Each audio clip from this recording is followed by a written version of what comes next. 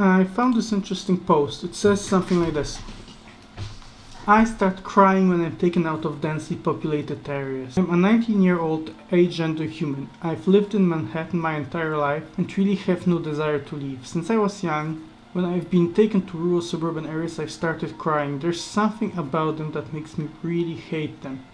They feel so boring and lonely, and whenever I'm there, I get worried that I'm not going to be able to leave, or sad because I know they exist. Even though that I'm an adult, just start crying or panicking when I'm there. I think to call a forest lonely and boring is actually pretty factually true. Even in Europe, which is the most densely populated continent, if you go into a forest, you're very unlikely to stumble on a person for hours if you go into the forest, not onto forest paths, but straight into the trees. Is it boring? I would actually say, compared to a big city, yes, it's not stimulating, and then to a large extent, you will be going from tree to tree to tree to tree. It can be hours of the same size, the same sounds, repeating over and over, without any really change to it. The question is if this silence and boredom carry some value, and why someone would have such a visceral reaction of fear to it. And I would say that's somewhat understandable. When you go hiking in a mountain or picking mushrooms for hours in silence in a forest, you are in effect left alone with your own thoughts. Your thoughts start coming like self-doubt, self-hatred, reflection, things like what am I doing here, what am I doing with my life, even especially in climbing mountains, because god, if it's not going well you start regretting that you're there during the walk. And those can be pretty scary thoughts, especially because they tend to mount up the longer you push them away. When you're a city person, you are always surrounded by people, and even alone you very often bloat loud music, happy music, etc., to bloat out your own thoughts and your self-reflection. It's an eternal distraction, and I think that leads to a lot of the mental problems and stuff like that people have. They're not ever left alone with their own thoughts, and thus never forced to face them or contemplate them. Instead, it's from distraction to distraction to distraction. That, I would say, it's very important to be able to be happy with yourself when you're alone, and to be content when you're bored. If you're able to, lay down and do nothing and just think without not much of a topic to think about, without any music blasting, without anything, and be content with yourself, then that's a pretty okay state.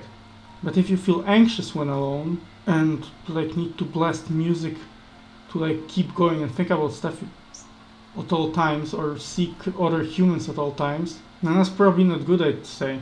Another aspect of why the urbanite might fear nature is this one. The unpolluted sky scares the urbanite. Anyone gets scared at the two skies on the right?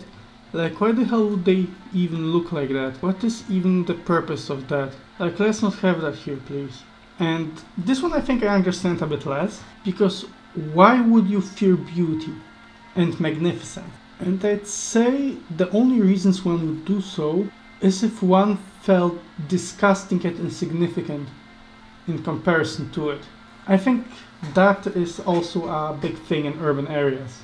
You will often see people come out and say that you can't enjoy certain things because they don't enjoy them, or to take down pictures of hot looking women because it makes the unattractive ones feel bad, stuff like that.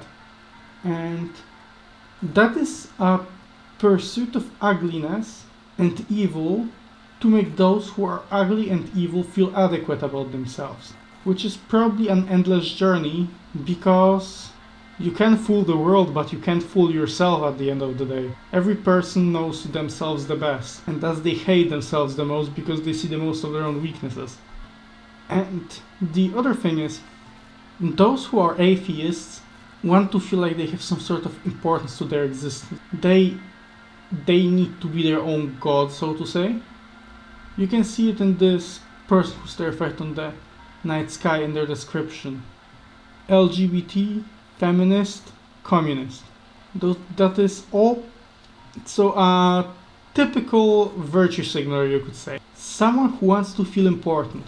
And how can someone feel important in front of the humbling experience which is the beauty of the cosmos? The smog in the sky of a city is like a dome that hides the cosmos away. And I guess it works. So the two diseases of an urbanite we identified here is the fear of one's own thoughts and a wish to not acknowledge one's own flaws rather than to escape from them and to normalize them. And the other is the fear of one's own insignificance, the grand scale of things. So I don't know what the moral final story of this video is, but it's, I guess, if you don't live in a big city, it fucks you up. It just fucks you up irreparably. Definitely don't raise a child in a big city. Those places have low birth rates for a reason. If you don't want to have a kid, get out of the city.